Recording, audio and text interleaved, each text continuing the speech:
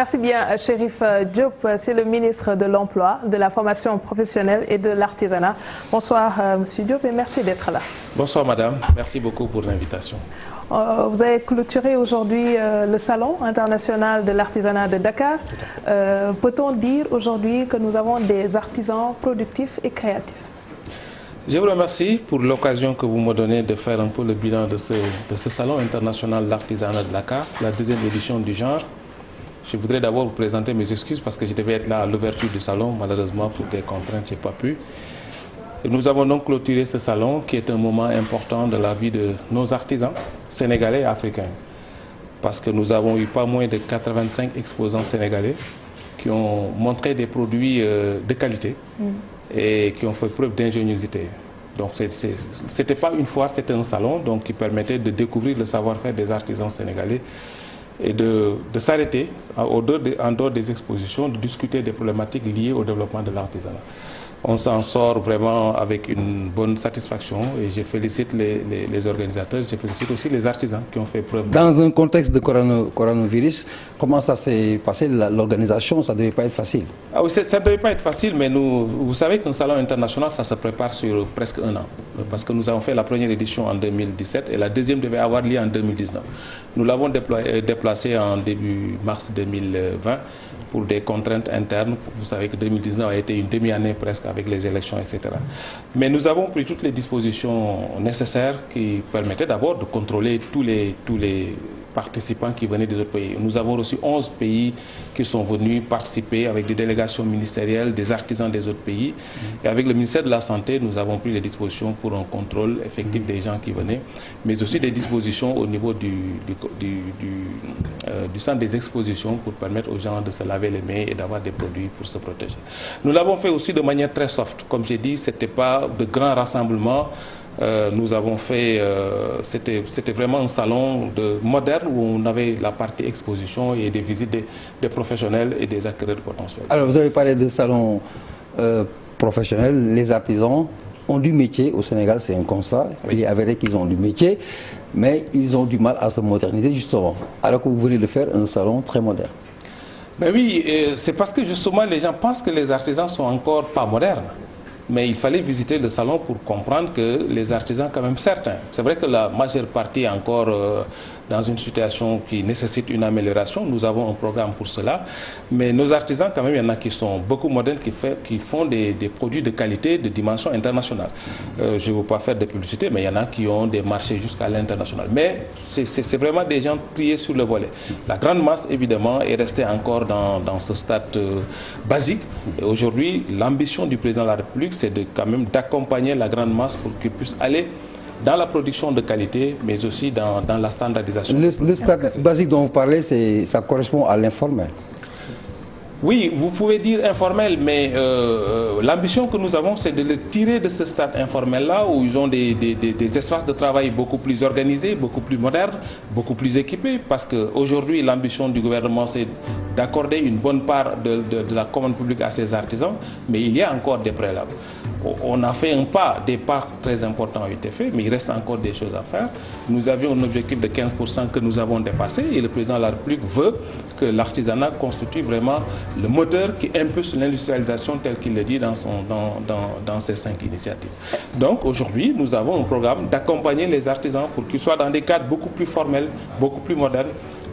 Un, pour leur permettre de faire de la production de qualité, de finition, parce qu'ils ont l'ingéniosité, mais parfois... Alors, qu'est-ce que vous avez proposé comme rupture de votre arrivée à la tête de ce département? Alors, ce que nous avons proposé, c'est dans le sens encore du PSE. Ce que nous avons proposé, c'est que les ateliers artisanaux doivent être non seulement des espaces de production de qualité, mais aussi doivent être des espaces de formation. Et c'est pour ça que nous avons un ambitieux programme qui nous permet d'accompagner les artisans pour qu'ils améliorent la production, comme j'ai dit, mais aussi pour qu'ils puissent avoir des espaces de formation dédiés aux apprentis. Parce qu'il faut comprendre. On est encore dans la vision. Mais il est bon de savoir qu'est-ce qu'il y a sur le terrain en termes de chiffres. Est-ce qu'on peut aujourd'hui avoir une cartographie du secteur, savoir également est-ce qu'au niveau des entreprises publiques du Sénégal, on fait suffisamment appel à nos artisans? On a fait un peu. Si je parle des statistiques, en 2015, on avait une seule entreprise, qui avaient des parts de marché dans la commande publique. Sur les statistiques 2018, nous en avons 37. Parce que nous avons en interne au ministère, le président de la République a créé ce qu'on appelle le projet mobilier national. Le projet mobilier national accompagne les artisans dans la formation, mais accompagne aussi pour les préparer à aller à l'assaut de la commande publique. Donc de 2015 à maintenant, on est passé d'une entreprise à 37 entreprises qui ont pris 1,6 milliard. C'est encore faible. Mais c'est pour ça que j'ai dit, lors du discours d'ouverture, le président veut qu'on aille à 65% des parts de marché. Mais comme j'ai dit, cela nécessite encore de l'encadrement, de la formation. Est-ce qu'une étape ne serait pas brûlée, puisque sur les 15%, les statistiques ne sont pas des meilleures. Les artisans sénégalais se plaignent de ne pas bénéficier suffisamment de cette orientation du président, qui semblait être excellente au départ, mais dans la finalité, ils ne se sentent pas concernés ou ne bénéficient pas justement des retombées. L'écrasante majorité, en tout cas, les artisans, monsieur le ministre. C'est normal, nous avons à peu près 400 000. Mais pourquoi donc quitter les 15% pour aller vers un autre chiffre beaucoup plus important? Or, au préalable, il n'y a pas une massification en tout cas de tous les artisans pour qu'ils soient concernés. Tous les artisans ne peuvent pas accéder à la commande publique, il faut être réaliste. Mais tous ceux qui ont le profil, je veux dire. Pour tous ceux qui ont le profil. Et il y en a énormément.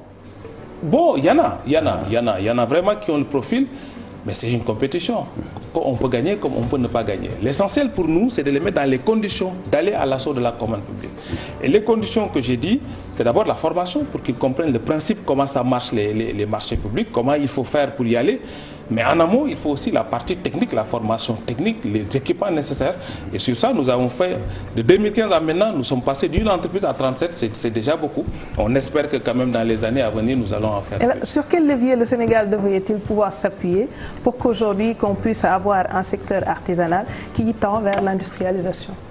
Mais comme j'ai dit, c'est la formalisation des entreprises. On est resté dans l'informel, dans beaucoup. Tout le monde pense que l'artisanat, c'est parce que mon père est menuisier ou bijoutier, que je suis bijoutier ou menuisier. Mais c'est un métier, il faut l'apprendre. C'est pour ça qu'aujourd'hui, l'articulation, formation professionnelle, emploi artisanal a un sens. Parce qu'aujourd'hui, les artisans ont la possibilité d'aller faire de la formation professionnelle dans les centres de formation pour améliorer leurs compétences et leur niveau de... On les forme et après, est-ce qu'ils trouvent un emploi? Oui, mais trouver un emploi, c'est justement dans la formation, ce n'est pas seulement un emploi salarié. Aujourd'hui, le changement de paradigme, c'est de permettre aux jeunes qui sont des apprentis ou qui sont dans les centres de formation, c'est d'avoir la qualification technique, mais c'est d'avoir aussi les rudiments nécessaires pour gérer une entreprise parce qu'on veut les orienter vers l'auto-emploi. Parce que la question de l'emploi, elle ne se réglera pas avec l'emploi salarié. Maintenant, il faut les préparer. Ce que nous changeons fondamentalement dans ce que nous faisons, c'est que pendant la formation technique, les jeunes sont formés sur leur plan d'affaires. Ce qui leur permet d'avoir et les compétences techniques et les compétences managériales. Et au bout de la formation, ils ont les deux et ils ont l'accompagnement financier et l'accompagnement non financier pour développer leur propre business et devenir des employeurs et non des employés.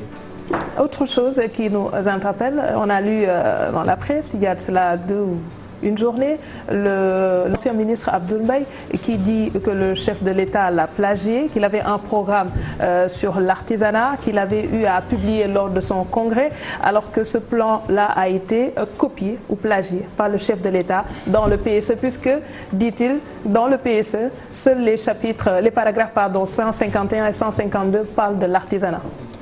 Monsieur le Premier ministre Abdoul Mbaye est venu visiter le salon et on a eu cette discussion. Et je lui ai dit, j'étais étonné de voir dans la presse qu'il dit qu'on l'a plagié.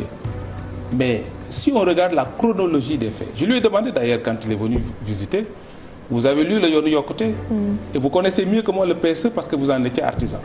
Comment le programme qui est né en 2018 peut plagier un programme qui est né en 2013-2014? Ça n'a pas de sens, c'est des paroles de... Ce qui était dit, c'est qu'il fallait renforcer le secteur de l'artisanat, alors qu'aujourd'hui, on a l'impression, quand on entend le chef de l'État, avec les réformes qu'il annonce, qu'il tend vers une industrialisation. Mais ça, je l'ai renvoyé au programme Yoonu Yokkute. Le programme Yoonu Yokkute date de 2011. Comment un programme de 2018, comment un programme de 2011 peut plagier un programme de 2018? Ça n'a aucun sens, c'est des paroles de politiciens. Je pense que cette fois-ci, il s'est quand même, il s'est pas même gouré. Je pense qu'il s'est gouré, mais bon, l'essentiel pour nous, c'est de faire les choses bien pour les Sénégalais, particulièrement pour les artisans. Et aujourd'hui, je lui ai expliqué, plus que par le passé, on n'a jamais eu une considération plus accrue pour l'artisanat. Jamais. Aujourd'hui, on n'a jamais mis de ressources aussi importantes dans l'artisanat que par le passé. Nous avons un programme, tout ce que je dis là, c'est un programme de 30 milliards que nous mettons en œuvre pour nous permettre d'améliorer la qualification des artisans. Qui seront les bénéficiaires? Mais c'est les J'espère que ce ne seront pas les entreprises qui seront triées sur le volet. Vous disiez tout à l'heure que c'est une compétition et qu'il faudrait qu'on puisse désigner les meilleurs. Non, non, ce programme nous permet de créer des champions artisanaux dans toutes les régions, au nom de l'équité territoriale. Nous travaillons avec les chambres de métiers, l'Union nationale des chambres de métiers, avec des critères très objectifs et très inclusifs qui nous permettront de prendre les meilleurs maîtres artisans qui ont des prérequis nécessaires pour que dans les 4 ans qui viennent, qu'on ait des véritables champions, comme j'ai dit, qui vont avancer l'industrialisation. Alors, est-ce qu'il est possible aujourd'hui d'avoir un bilan sur mes fameux 15%? Parce que moi, j'y accorde une importance capitale, tout simplement parce que le projet est porteur et doit véritablement servir aux artisans. Vous êtes en train de concevoir un autre passage pour un autre pourcentage. Alors, les 15% qui ont démarré justement ce projet, où est-ce qu'ils en sont? Mais c'est ce que j'ai expliqué tout à l'heure. Quand on mettait le programme, le projet immobilier national, le programme immobilier national, on avait 0%. Et en 2014, on avait 0%. En 2015, on a eu une entreprise. Aujourd'hui, on attend les statistiques de 2019, mais sur 2018, on a 37 entreprises artisanales qui ont eu des parts de marché dans ces... Et on a combien d'artisans au Sénégal? Mais on a 400 000. Sur 37? Oui. C'est reluisant. 400 000 artisans. C'est reluisant. Non, mais on vient de loin. On vient de très loin. On était à 0. C'est faute de mieux, quoi. C'est faute de mieux. Hein? Non, mais c'est pas faute de mieux. Mais je pense que compte tenu des projets et programmes que nous avons, très prochainement, on peut quand même multiplier ce chiffre par... on peut avoir un nombre beaucoup plus important. En termes de faisabilité, il est bon de savoir également ce qu'il y a sur le terrain. Quand on parle de l'artisanat, les gens ont souvent tendance à penser aux objets d'art, à la sculpture ou quelque chose du genre. Il y a des entreprises qui sont là ou des jeunes qui excellent dans des milieux qui peuvent aujourd'hui intéresser beaucoup de personnes. Je pense à Ngaye Mékhé par exemple, pour leurs fameuses chaussures. Qu'est-ce qui est fait à ce niveau pour que ces gens-là puissent aujourd'hui être assez compétitifs, même au niveau régional? Oui, c'est ce que j'ai expliqué tout à l'heure. Si vous aviez fait un tour au salon, vous allez voir que ces anonymes, comme on les appelle, qui sont ingénieurs dans la créativité, dans l'artisanat, on les a détectés, on les a mis en orbite. Ça, c'est le premier pas. Le second pas, c'est quand même de les accompagner. Vous parlez de Ngaye, on a fait beaucoup d'investissements à Ngaye pour accompagner les artisans du cuir. Et nous allons en faire plus parce qu'on a un grand programme de construction d'un centre de formation sur les peaux et cuir à Ngaye qui va démarrer très prochainement. Donc, une chose, c'est d'accompagner les artisans qui sont connus, qui sont structurés, mais une autre chose, parce que c'est à quoi sert un salon, c'est de détecter ces talents-là, des jeunes qui ont du talent, qui ont besoin d'être accompagnés, d'être renforcés, d'être soutenus pour pouvoir développer leur activité. Donc concrètement, sur le terrain, il y a beaucoup d'actions de promotion, de formation, d'encadrement des artisans, mais comme j'ai dit, nous avons fait un départ, mais il reste encore d'autres pas et nous en sommes conscients. Alors nous en étions au salon. On va glisser sur la formation professionnelle qui est centrale, je crois, dans la politique du président et qui est une demande nationale. C'est ça. Hein? Alors, qu'est-ce qu'on peut retenir aujourd'hui? Parce que récemment, nous avons entendu un programme qui fait état de Techifi. Autrement, empêcher les jeunes de prendre les eaux, moi je les appelle les eaux, pour rester au pays et être efficaces. Est-ce qu'il y a des nouveautés par rapport à ces directives, ces orientations? Oui, sur le programme Techifi, nous sommes acteurs principaux de ce programme qui consiste à former les jeunes, à les accompagner en leur donnant des accompagnements non financiers et leur donner un accompagnement financier pour qu'ils puissent s'installer et développer leur activité. Et aujourd'hui, on a des résultats probants dans toute la partie de Tamba à Kédougou jusqu'à Sédhiou, en passant par Ziguinchor et Kolda, où nous mettons en œuvre ce programme Techifi. Mais cela ressort de la politique globale de la formation professionnelle. Aujourd'hui, comme j'explique souvent, beaucoup de jeunes prennent les eaux parce qu'ils n'ont pas de métier. Ils prennent les eaux parce qu'ils ont été à l'école, enseignement général, déscolarisés précocement, parce que notre système éducatif était ainsi préparé. On a tous fait des études. Bon, moi, je n'ai pas fait des études littéraires, j'ai fait des études techniques, mais fondamentalement, beaucoup de nous ont fait des études théoriques, longues, mais qui ne mènent pas à un métier, qui mènent à un diplôme, mais qui ne mènent pas à des compétences. C'est tout le sens de notre programme, le rendez-vous avec l'avenir, l'IGL, qui permet de changer de paradigme en investissant plus dans la formation professionnelle pour donner plus de chances à des jeunes d'avoir un métier et de rentrer dans le marché du travail. Et comme j'ai dit, de rentrer dans le marché du travail, pas par l'emploi salarié, mais par l'entrepreneuriat. Donc, aujourd'hui, dans le cadre de notre politique, nous multiplions les places de formation par 4. J'explique souvent qu'on était à 87 centres de formation en 2012 au Sénégal. On est passé à 119 centres de formation professionnelle. Ce n'est pas rien. Si on connaît ce que coûte un centre de formation professionnelle. Nous sommes passés de moins de 30 000 jeunes dans la formation professionnelle, aujourd'hui à 80 600 dans la formation initiale. Et aujourd'hui, comme j'ai expliqué tout à l'heure, ce qui va changer, c'est dans les programmes de formation, le jeune, il apprend un métier et il apprend l'entrepreneuriat. Et justement, l'articulation, c'est tout le sens du discours du président de la République, l'articulation qu'il y a entre l'accompagnement financier qui se fera par l'ADER. Donc le jeune, quand on leur donne la possibilité d'avoir des formations courtes, professionnalisantes, qui leur permettent d'avoir un métier, de commencer par un pan de métier, après ils ont la formation en entrepreneuriat, et au bout du rouleau, il y a l'accompagnement financier et tout le suivi et le coaching nécessaire. Alors, pour faire une petite question, mais elle est très importante à mon sens. Oui. C'est par rapport aux formations, la formation des jeunes, oui. Par rapport au métier du pétrole. Oui. Vous êtes le patron de la formation professionnelle. Oui. Qu'est-ce que le Sénégal a déjà arrêté aujourd'hui? Parce que nous sommes à 1 an de l'exploitation du gaz dans un premier temps et le pétrole qui certainement... 2022. À 2 ans. Oui. 2 ans, c'est presque demain. C'est demain. D'accord. Voilà. Mais c'est pour ça qu'on dit, tout ce qu'on dit sur le pétrole, c'est important. Mais je pense que le plus important, c'est de préparer notre jeunesse à gérer ces ressources-là. Il faut saluer l'ingénieuse idée du président de la République qui a consisté à créer d'abord l'Institut national du pétrole et du gaz, qui permet de former des cadres de haut niveau dans la gestion de notre pétrole et de notre gaz. Ça, c'est très bien. Mais aujourd'hui, dans le cadre de la formation professionnelle, nous sommes en train, pour le moment, de former 2000 jeunes dans les métiers connexes et annexes au pétrole et au gaz. C'est important parce que nous ne pouvons pas attendre. Nous avons dans le pipeline la construction d'un centre de formation sur les métiers du pétrole et du gaz pour les techniciens intermédiaires. L'INPG va s'occuper de la formation supérieure et le centre de formation sur les métiers du pétrole et du gaz de Saint-Louis va former les cadres supérieurs, les cadres inférieurs ou intermédiaires. En attendant, nous avons un grand programme avec l'accompagnement de la Banque africaine de développement pour former 2000 jeunes sur les métiers du pétrole et parallèlement, on construit ce centre de formation sur les métiers du pétrole et du gaz. Est-ce qu'on dispose aujourd'hui d'un système d'information fiable sur le marché de l'emploi au Sénégal? Ben oui, nous savons que les statistiques nous parlent de 150 000 jeunes qui arrivent tous les ans sur le marché du travail. Mais comme j'ai dit, on fait beaucoup de rattrapage. Le rattrapage, ce n'est pas sur le plan infrastructurel, mais sur le plan des jeunes. Si nous avons 150 000 jeunes qui arrivent dans le marché du travail, c'est quels 150 000 jeunes? C'est des jeunes qui ont fait des études longues, qui ont un master en sociologie, en géographie, en littérature, bref. Ce qui veut dire que le secteur informel n'est pas pris en compte. Ils ont une base intellectuelle, mais pas scientifique. Oui, ce que je dis, ils ont une qualification parce qu'ils ont un diplôme, mais ils n'ont pas de compétences. Comme on dit trivialement en Wolof, amuñu métier.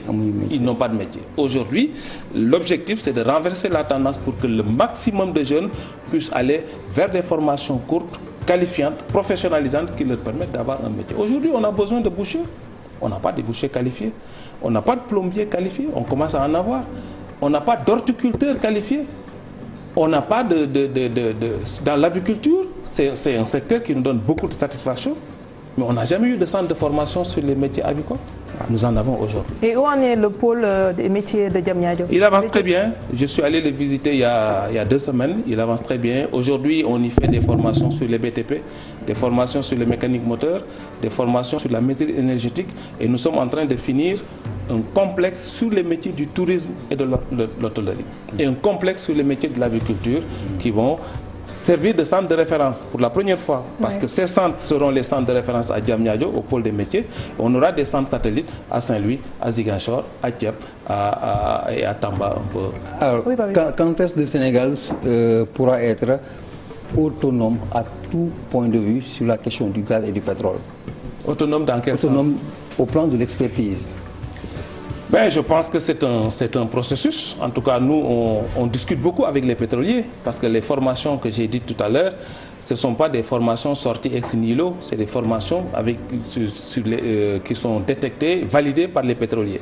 Nous avons fait plusieurs ateliers avec les pétroliers, avec l'INPG qui doit être la clé de voûte des formations sur les métiers du pétrole et du gaz pour assurer la formation des jeunes sur ces métiers-là. Mais c'est un processus. Je pense que plus on avance dans l'exploitation du pétrole et du gaz, plus on aura besoin de compétences et puis on appréciera pour préparer notre jeunesse. Merci beaucoup, Monsieur le ministre Dame Diop, le ministre de l'Emploi, de la formation professionnelle et de l'artisanat. Merci également à Papis Diaw et à vous qui nous suivez de partout. Retrouvez-nous demain à la même heure sur cette antenne. Excellente suite de programme.